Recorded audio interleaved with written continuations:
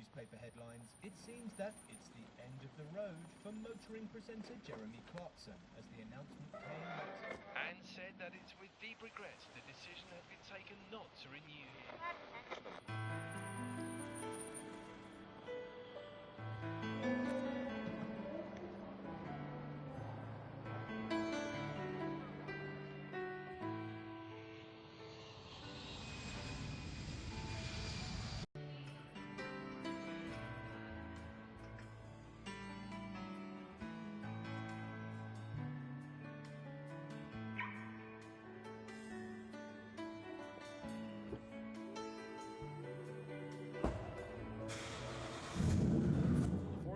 Plenty of sunshine through today with seasonal temperatures. We should reach our normal high of about 82 degrees by this afternoon.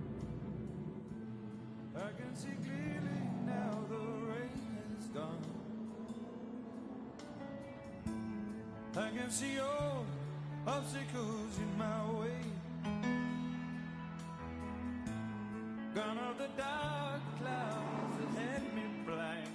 It's gonna be a bright sunshiny day. Think I can make it now, the pain is gone. All of the bad feelings have disappeared. Here is the rainbow I've been praying for. It's gonna be a bright sunshiny day.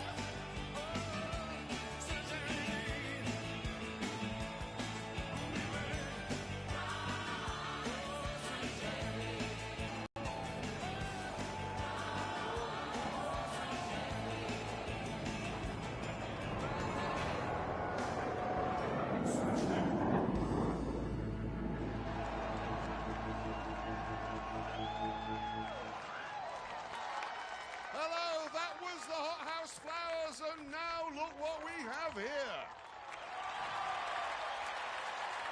He was born in 1836. And he was fired by Car Magazine, fired by Autocar Magazine, fired by Scotland on Sunday, and somehow he managed to get fired by a Volvo dealership. Probably for driving too slowly. Ladies and gentlemen, James Bain!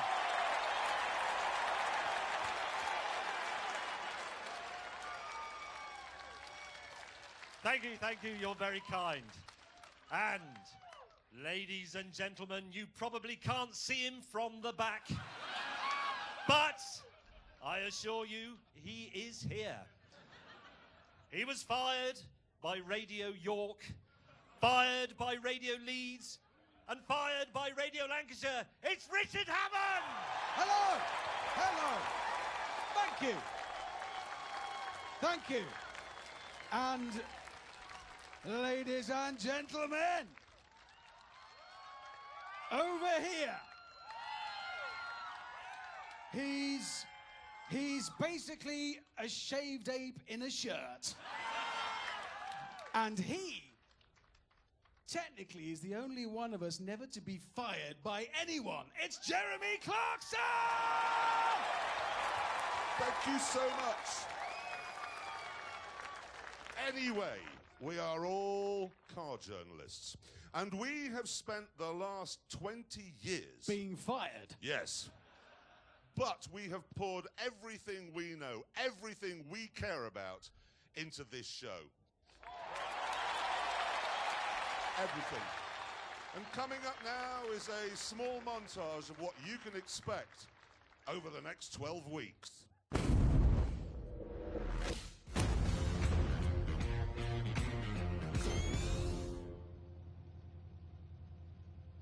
Are we ready, gentlemen? Honestly, I don't know.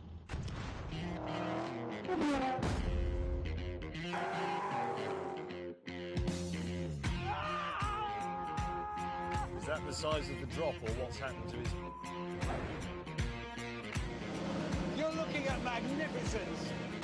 Help! This is bad! James says we've got to stop for fuel.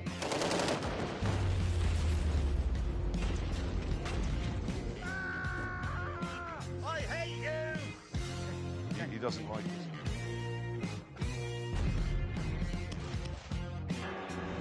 Bloody Nora.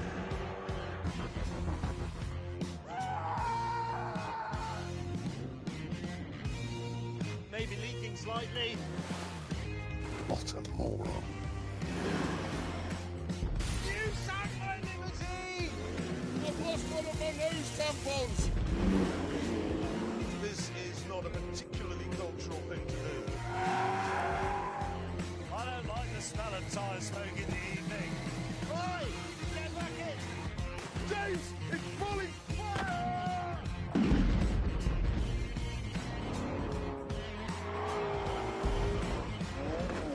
Sideways in linen!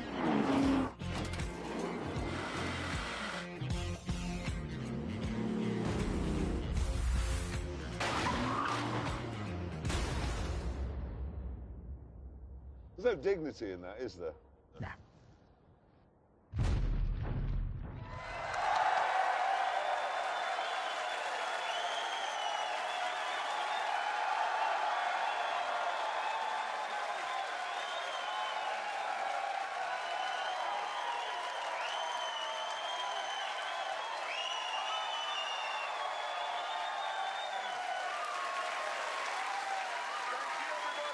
Thank you so much, and welcome to the first ever Grand Tour. Tonight couldn't be more Kari if it tried. And I'm going to prove that point because we're kicking off with this. Yes, I agree. Prius, and they're now using it to create raw, naked speed. Now, I say the best of these hybrid hypercars is the mad, swivel-eyed McLaren P1, whereas Richard Hammond, who's wrong... I'm not wrong. He is, because he says the best is actually the rather boring Porsche 918. It's not boring. Yes, it is. It isn't. It isn't. But whatever, we decided to meet up with the cars and settle this once and for all.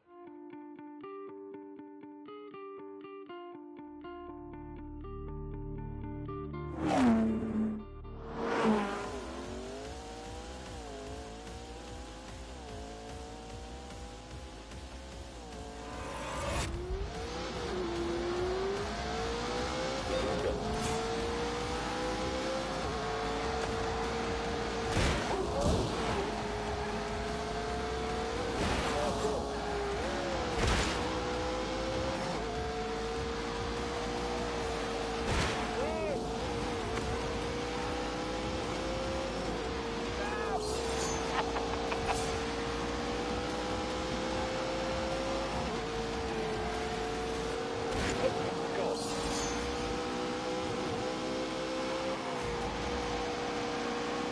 Really savagely beaten. Oh, brilliant.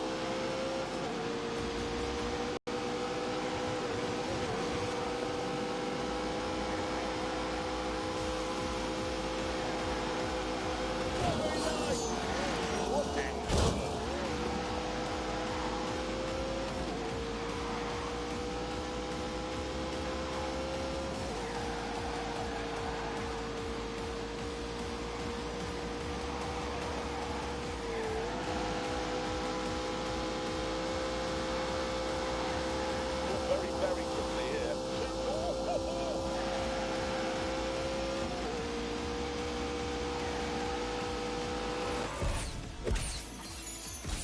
The location we chose for this titanic duel was Portugal. Specifically, the international racetrack of the Algarve.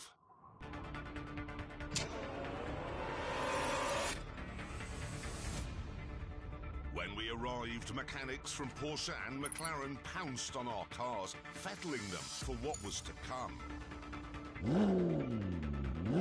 Soon, the McLaren and the Porsche were ready for some shakedown laps. And for these, we decided we'd drive each other's cars.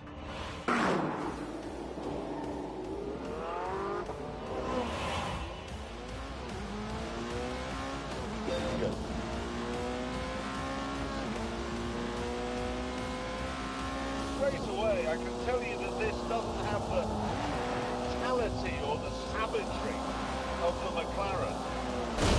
Because it has rear-wheel steering and four-wheel drive, it feels planted, it feels secure and safe. And that gives you the confidence to play about.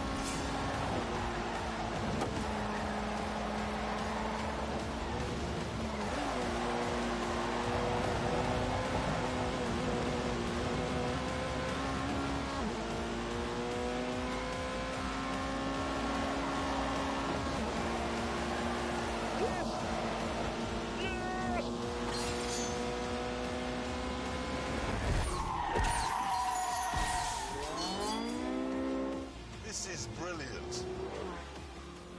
Absolutely brilliant.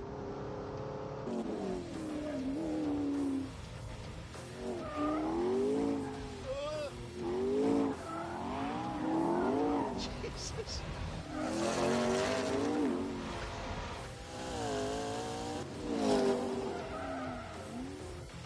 This is frightening. That's what it is.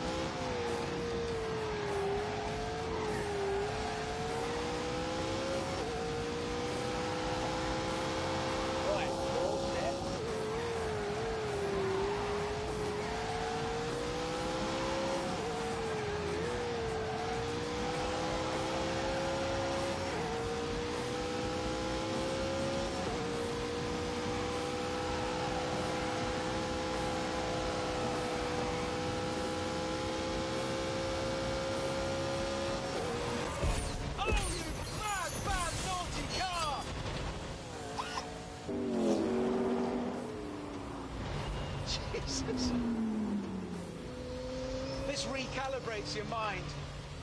I didn't think anything could be as exciting as that Porsche, but this is what a car. I love it. Well, This is rubbish. I was just thinking exactly the same about this. Were you? This was boring me to death. It was like being stuck in a Victorian woman's novel. Well, I'd rather that than being stuck in a telephone box with a panicking gorilla. Rubbish. It was trying to kill me. I It was know, trying that's- to hurt me. It wants to hurt me. That's why I like it. Razor blade in the hands of a surgeon, sickle in the hands of a drunk peasant. Schooner of sherry, absinthe.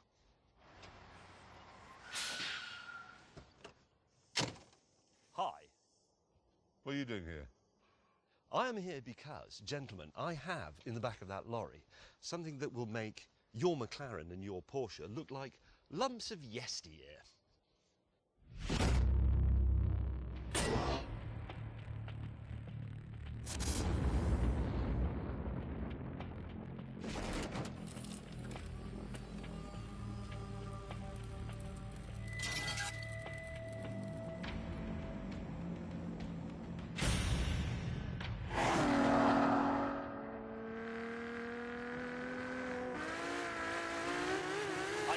Remember the last time a car, or indeed any sort of thing, gave me a fizz like the Ferrari.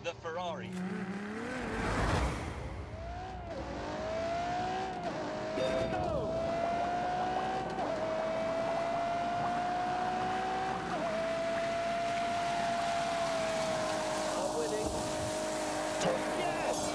Oh, I should feel. Get past it.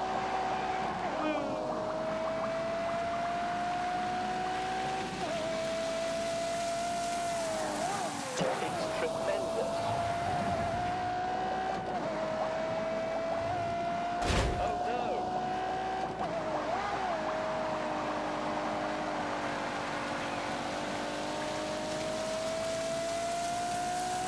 Good.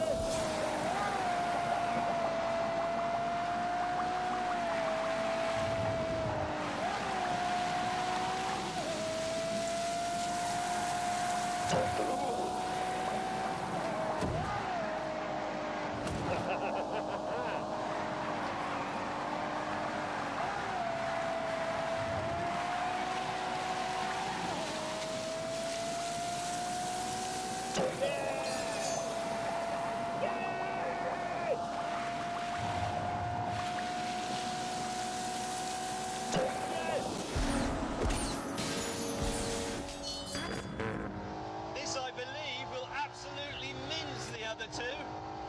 Oh, man!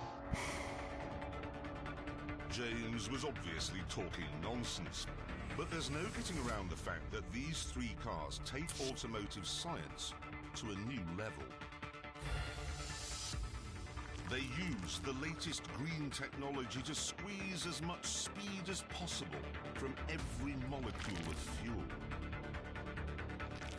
As a result, they're all capable of blasting way past 200 miles an hour whilst producing fewer harmful emissions than a family saloon.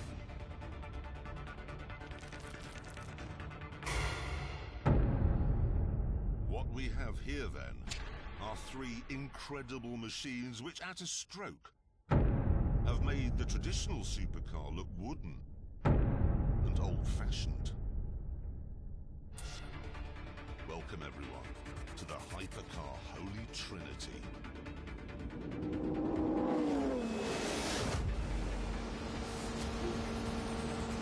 Oh my God.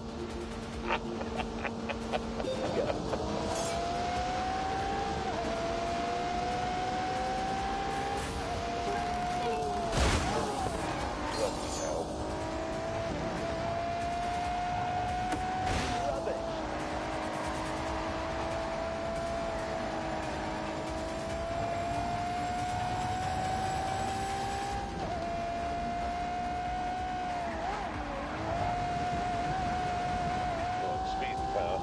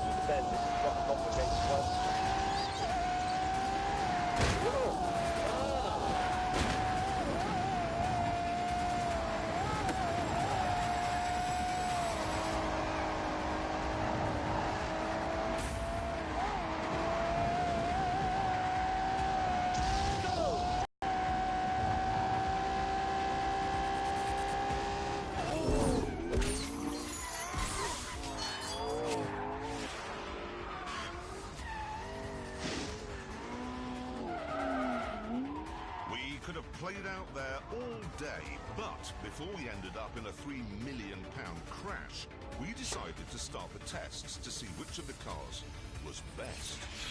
I came up with the first one, mainly to annoy gatecrasher May. Let's make the first test a drag race using electrical power only. Good idea. No, it isn't a good idea. Why not? Because you can't drive the Ferrari on electrical power only. No. No, but of course you can't, because it's a Kerr system like a Formula One car. It's got a V12 engine and an electric motor, but they're all integrated. They work together all of the time. You can't separate them. You should have thought about that, shouldn't you? Bad planning. With James reduced to the role of onlooker, we lined up the P1 and the 918 on the start line. But then, instead of revving the petrol engines, we shut them down.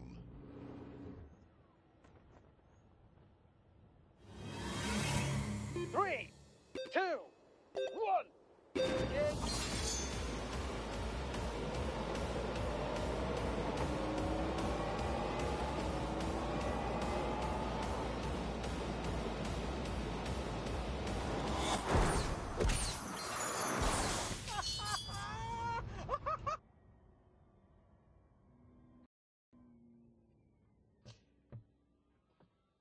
Who won that?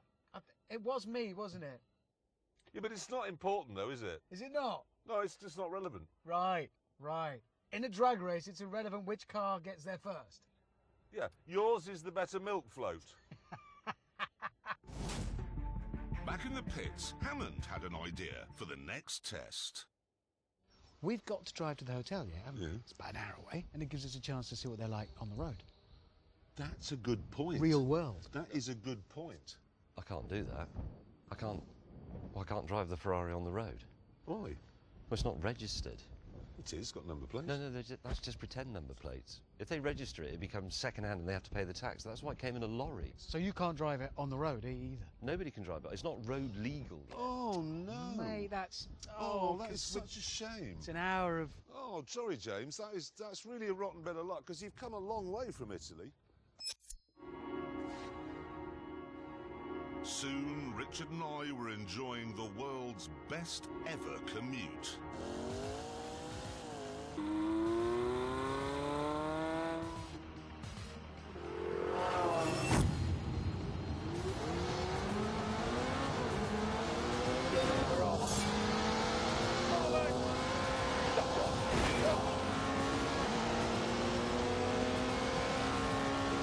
Well, hang on.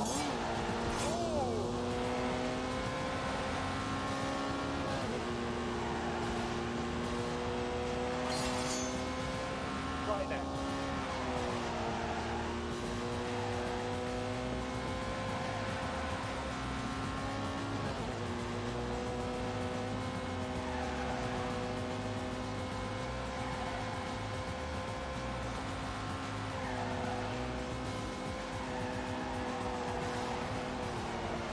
Oh, for God's sake. It's unsettled. Oh.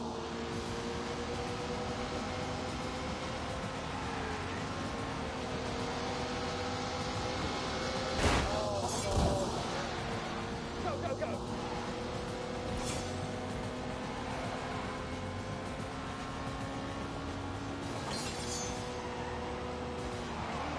Oh my God.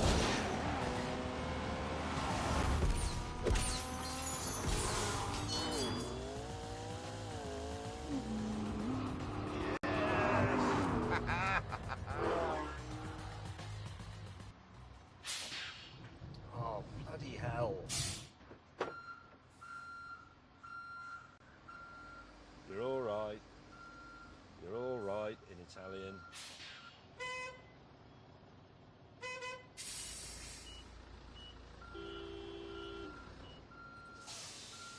Oh, God.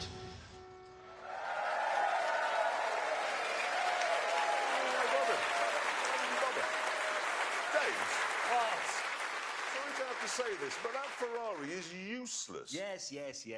Later on in part 2, when these two have stopped dreaming up idiotic and irrelevant tests that it can't take part in, We shall see. We've got to tell everyone about our track. Yes, we have one.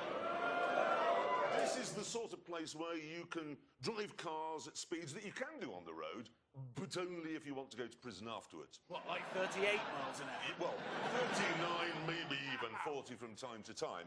Now, we were hoping that we could bring it round the world with us, like the tent, but unfortunately it's too heavy. And as you're about to see, too bitey.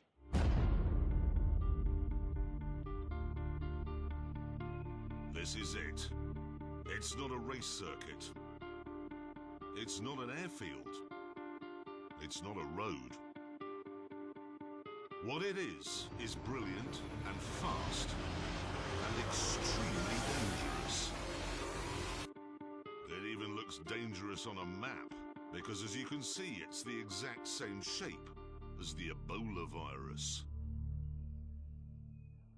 Right, time now to show you what a lap looks like, and to do that, we've got a bit of a performance benchmark, a Ferrari 488.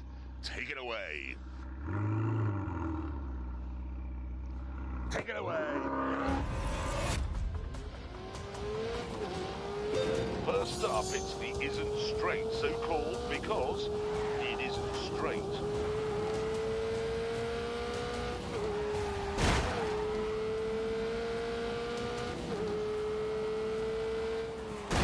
After the second right on the Isn't Straight, we're into Your Name Here corner.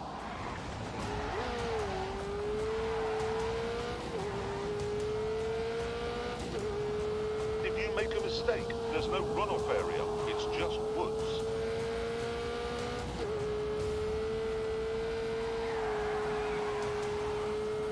We've called this section Old Lady's House because it's right next to a house where an old lady lives. Get this 90 left right, or you'll crash into a cage full of electricity. And you'll need to get the final 90 left right as well, or you'll run into a field of sheep. So, trees, animals, a house, electricity, and because it's in England, usually quite a lot of moisture in the air. It really is the most dangerous track anywhere in the world. The car I've selected for my first lap of the Ebola-drome is this. The BMW M2.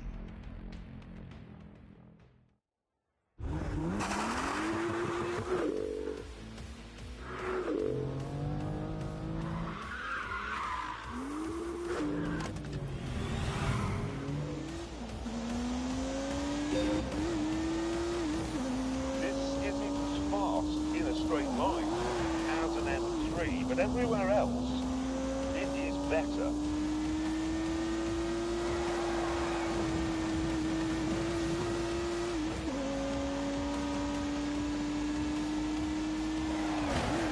It feels less heavy, less cumbersome.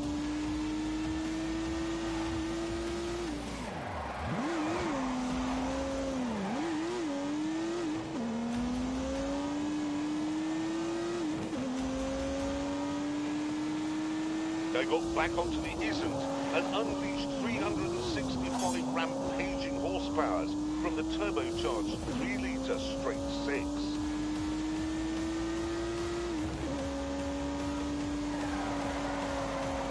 Oh, dearie me.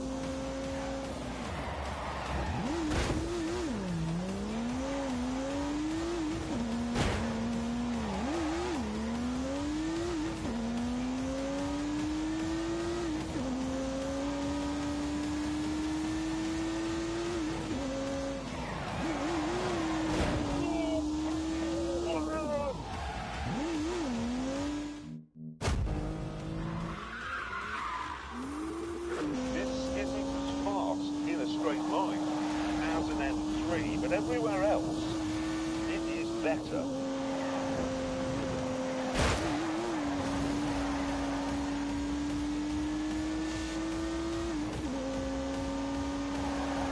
It feels less heavy, less cumbersome.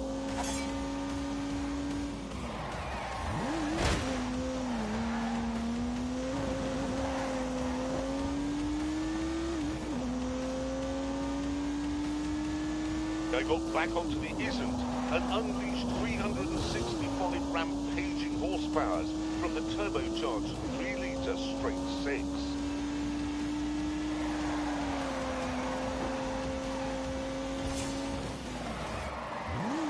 Oops.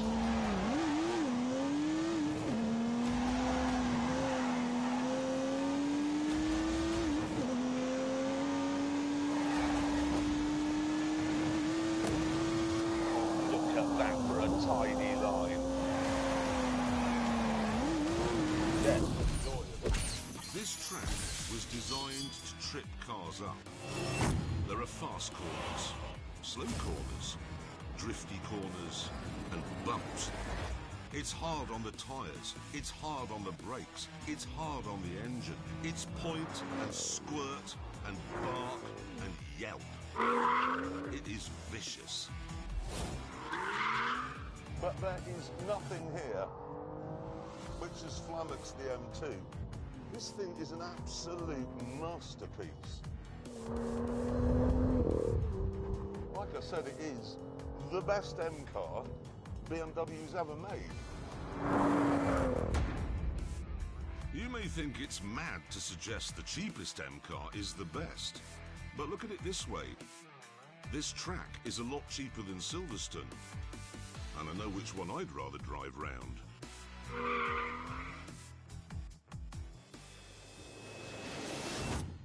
Let me get this right. At our track, Yeah. there's trees, animals, moisture, electricity, a house, and an unexploded bomb. Yeah.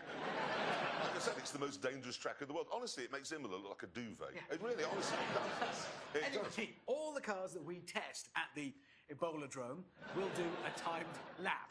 And to make sure it's a completely level playing field, they will all be driven by the same racing driver. Yeah. Clever. It gave us some thought. How clever is that? Now, thing is, Amazon, okay, insisted that the racing driver in question should be from this side of the pond. So we went to something called NASCAR, and we found one, and we shipped him to England, and then we introduced him to the complicated procedure which involves turning right. He's called Mike Skinner, but we know him simply as the American. Right, there he is, looking utterly bewildered.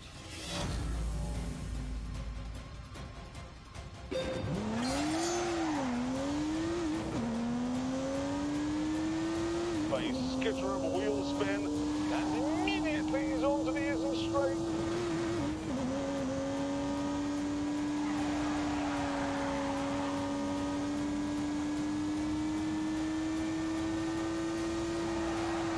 Through the final corner on the isn't straight, into your name here.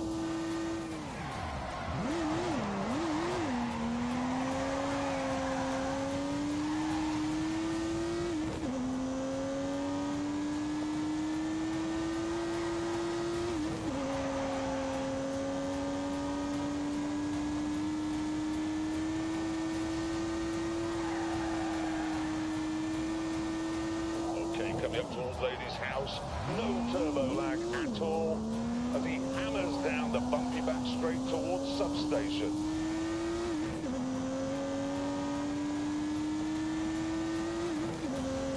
One more 90 left to go through Fielder's Sheep.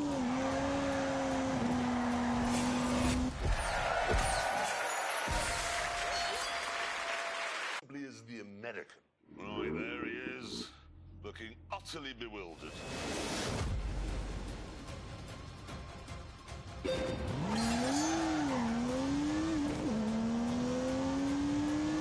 Face skitter of a wheel spin, and immediately he's onto the isn't straight.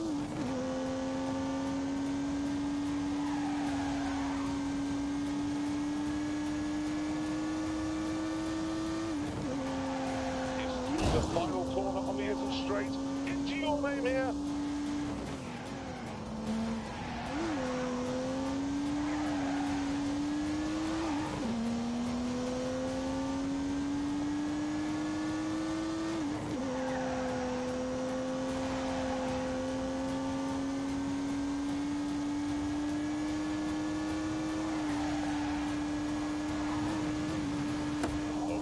up to Old Lady's house.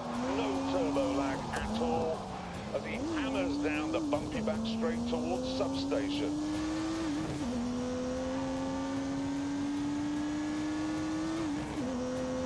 One more 90 left to go through Field of Sheep.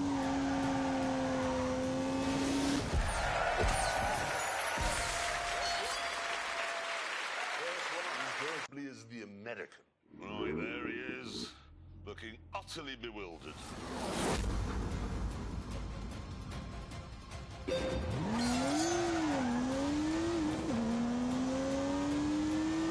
Face skitter of a wheel spin, and immediately he's onto the isn't straight.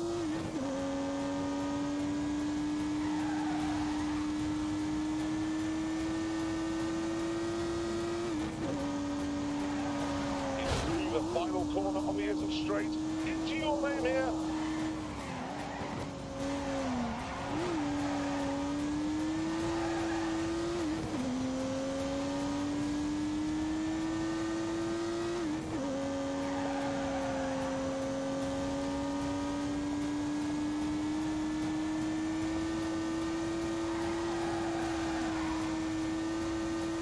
Okay, coming up to Old Lady's house. No turbo lag at all as he hammers down the bumpy back straight towards substation. One more 90 left to go through Field of Sheep.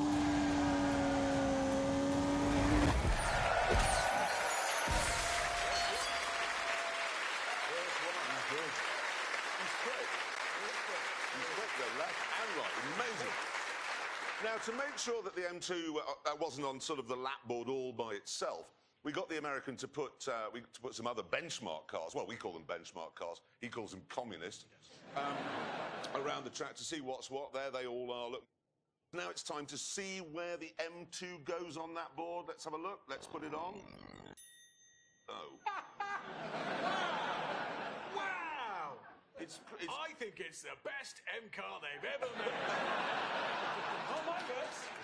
Yeah, look. I prefer it to all the others that are quicker than it. It's Definitely the one you should have if you want one that's slower than all the other M cars. It's better. It's only it's quicker than a Civic. Yeah. It's slower than. If you had a choice of M cars, if you lined them all up and said, Yeah. I'd like the fastest, it wouldn't be that one. Shut up. Better in every single way. Stop you said. saying You said that. I don't care what. Have you driven one?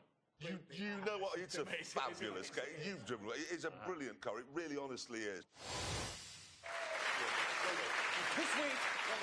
This week we are trying to find out which of the new breed of hybrid hypercars is the best. Yes, on day one at the track in Portugal, we established that the McLaren P1 is a mentalist, that the Porsche 918 is very good milk float, and that the Ferrari can do nothing at all. Some of that is true. But now, day two.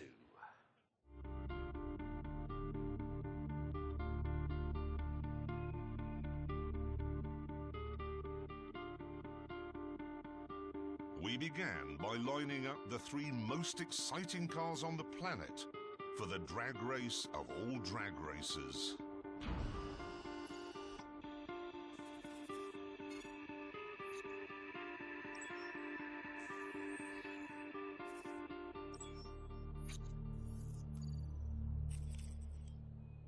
Naturally, this meant engaging launch control, which in the McLaren takes about a fortnight.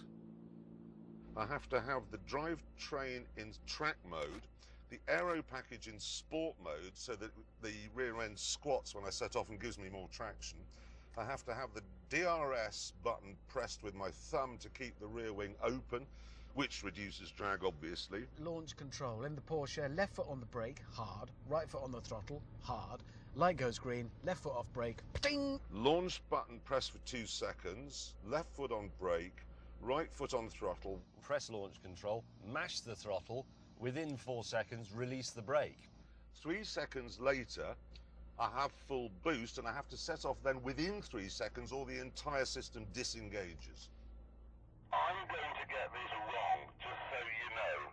I've got a lot to do in here.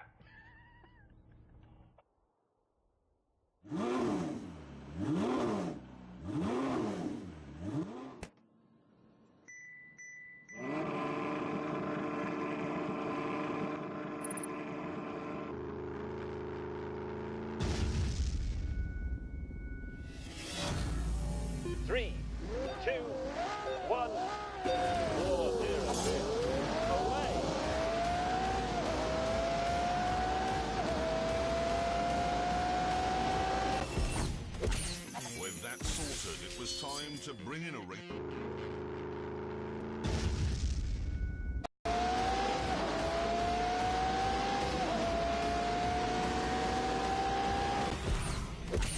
With that sorted, it was time to bring in a racing driver to see which of our cars could do the fastest lap. Our resident American said he wasn't interested because all three cars are probably communist. So instead, we went for a Belgian chap who's done Formula One and Formula E, Jerome D'Ambrosio.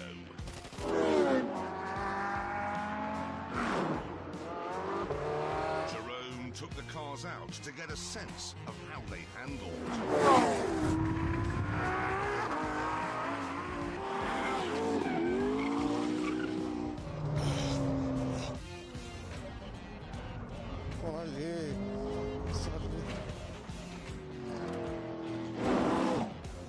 And when he'd finished, we were interested to hear his professional opinion. La McLaren, une voiture, je pense peut-être la plus difficile à piloter. Très facile de faire une erreur, et c'est vraiment une voiture de grand garçon. Il faut faire attention et donc pas facile de faire un tour.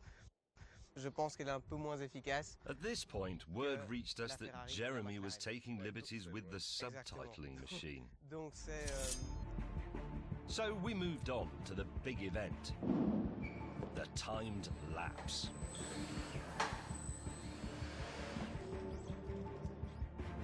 Once the mechanics had finished their preparations, the 3 speed traps were activated.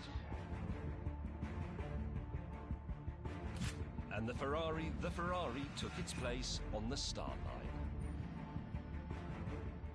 Look how good it looks there.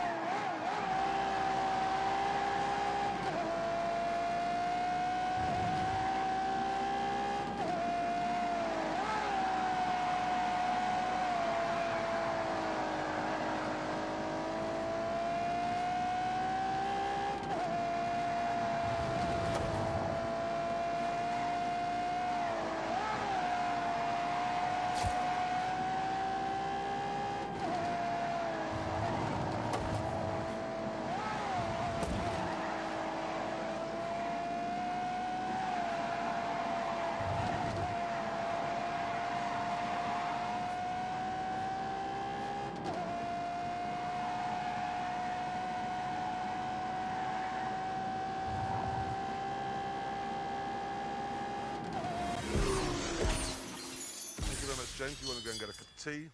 Well, we've warmed the track. Next, it was the turn of the Porsche 918. How much faster will it go because of the stripes, do you think? Much.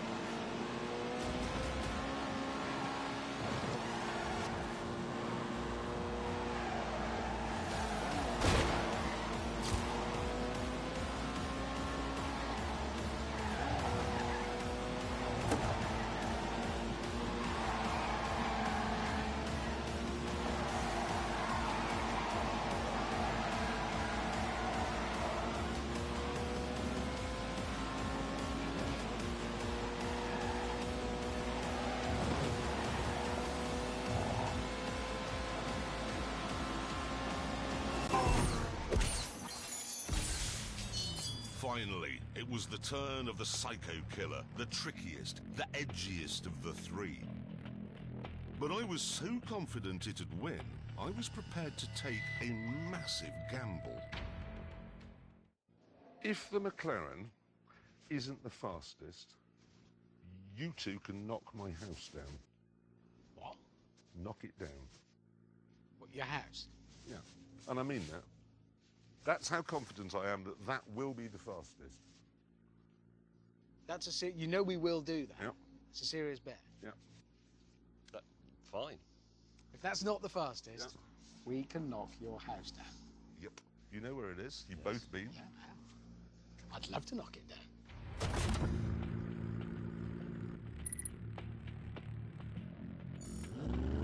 Here we go. A lot riding on this.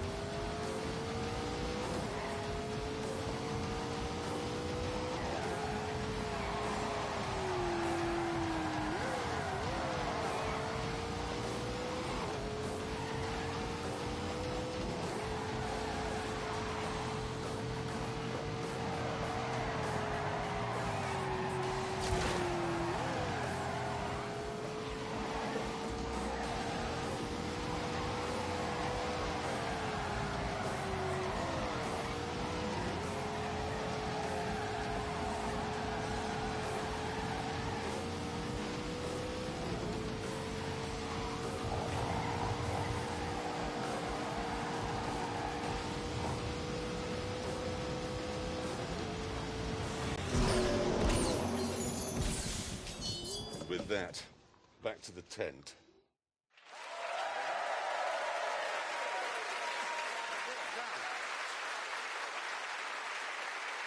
Thank you so much. Now, I want to make it absolutely plain, because I know this matters to Anoraks. All three cars were running on exactly the same sort of tyres. Yes, same tyres, same track, same driver. So the times are down to the cars. Yeah. Yep, and now it is time to reveal those times. And let me just make it absolutely clear.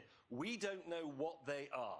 The producers have kept them from us. They're top secret. Yeah. So let's put the scoreboard up and let's begin with the Ferrari, I believe. Let's see what it did it in, please. 154.4. We don't know if that's any good, do we? But Well, let's move on and do the Porsche next. Let's have a look. What did the Porsche do it in?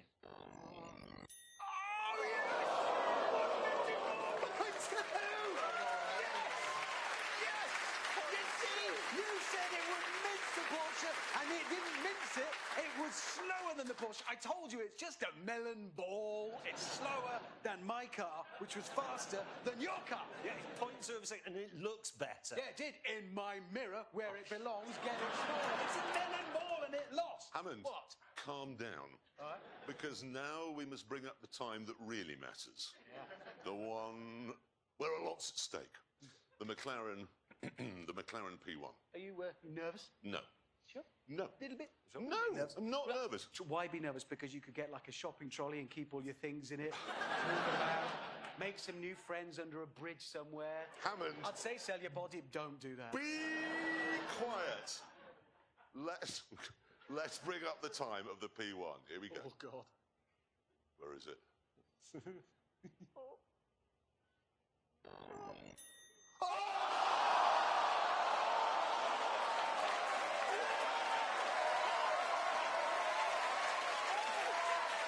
That is funny, because you said the fastest, but it's not the fastest, it's the slowest. Yeah. And on that terrible disappointment, I'm afraid it's time to end. Thank you all very much for coming. Thank you for watching, and we'll see you next week in Johannesburg. Goodbye!